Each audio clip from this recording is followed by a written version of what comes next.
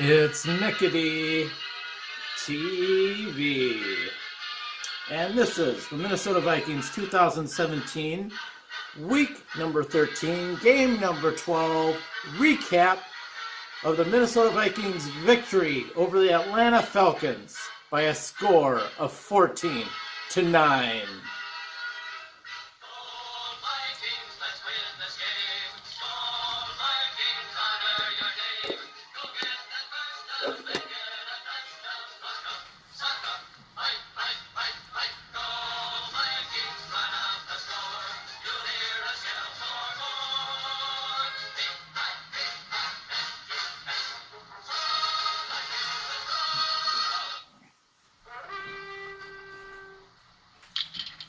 And this was a very interesting game.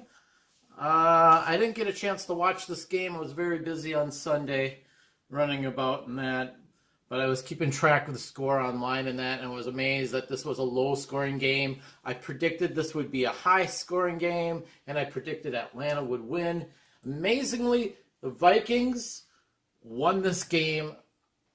I'm amazed by this road trip that they've gone on. They've won 2 of their road games of the 3-game series here coming up. The last game coming up next Sunday, this coming Sunday. And I thought for sure Atlanta was going to give them hell with their offense because Atlanta has a great offense. Yet, the Vikings, I think, has a great defense. I really love this defense. There's sometimes some downs with this defense that they give up a lot of points. But, man, there's been a lot of games where they really haven't given up many touchdowns or anything or points. And in this game, they only gave up 9 points. So it was quite amazing what this defense did to the Atlanta Falcons. So let's go through some recaps here. First of all, on offense, Case Keenum was 25 of 30 for 227 yards and 2 TDs with a quarterback rating of a 57.3.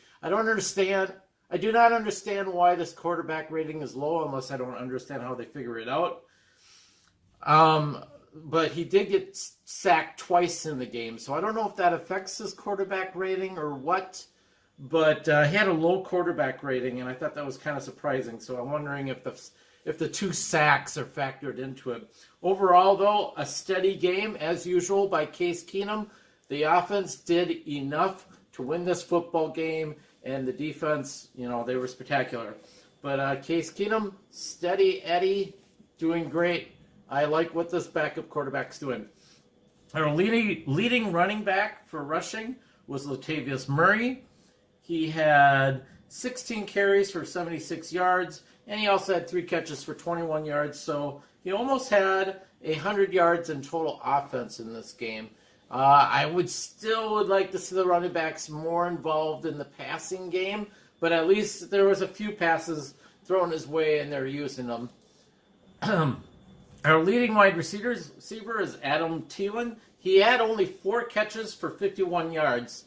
And I was looking at all the stats on the wide receivers and receiving wise, and it just looked like Case Keenum was just evenly scattering the ball throughout the field, which is good too. I don't mind seeing an offense utilize all its wide receivers and tight ends and running backs in the passing game. To have that all nice and mixed out was nice as well. Of course, I like to see a wide receiver get 100 yards and a touchdown in a football game, but it's not always going to happen that way. But one of the cool things you want to see is if the passing game is in sync, everybody's involved, and that was what was going on in this. Nothing too out of the ordinary. Kyle Rudolph, our tight end, had 4 catches for 36 yards, one of which was for a touchdown here. And then Jerick McKinnon, I just wanted to throw him in there because he scored a touchdown in the game. He had 9 carries for 24 yards and 5 catches for 28 yards, and one of the catches was for a touchdown. So he was in the game. Offense, pretty steady on just, keeping the ball spread out evenly. Offensively, the offensive line gave up 2 sacks, 2 tackles for losses, 2 passes defended, and 2 QB hits. So 2 on those stats I like to read. Not horribly bad, but not great either. For me, I like to see 0 sacks. If it was 0 sacks, I would have been fine with these stats. Offense still needs to improve. I have no idea what the play calling was like in the game. With the score being 14 points for the offense, I have a feeling I would have been pulling my hair out watching this game on the offensive side of the ball here because, as you know, I think whoever's coordinating the offense is a little too conservative. But anyways, we'll go on to defense, and I think the whole defense was the star of this game. They only gave up 9 points in this game, no touchdowns, which if anybody told me that the Vikings weren't going to give up any touchdowns against Atlanta at home against Matt Ryan, I would have been saying, I will take that bet. I'll bet you $100 that Atlanta would score a TD.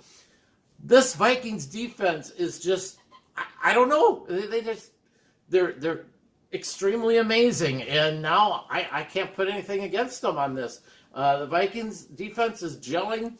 They're moving along in that. Our leading tackler was Eric Kendricks at 10 tackles, 9 of which were solo, and 1 pass defended. And then the next person is in second for tackles is 5. And I'm looking at the stats on defense, and just like the offense, besides Eric Kendricks, all the other tackles and everything is evenly spread out on the defense, which I thought was kind of interesting.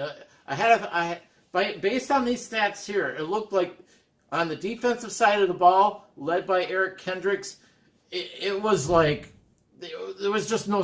It was like everybody working together. You didn't need